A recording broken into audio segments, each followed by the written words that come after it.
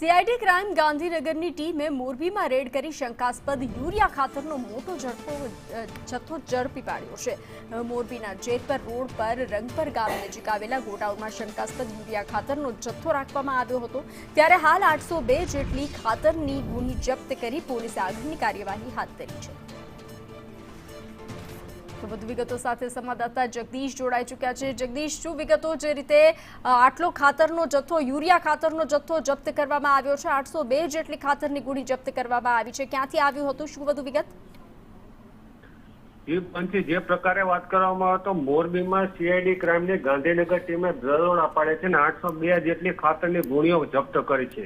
મોરબીના જેતપર રોડ પર રંગપર ગામ નજીક આવેલા ગોડાઉનમાંથી આ જથ્થો ઝડપાયો છે અને હાલ તો આ બંધ પડેલા જીવન સિરામિકનો ગોડાઉન તરીકે ઉપયોગ કરાતો હતો અને હાલ સીઆઈડી ક્રાઇમની ટીમે ખાતરનો જથ્થો સ્થળ પરથી બીજે શિફ્ટ કરી આગળની કાર્યવાહી કરી છે।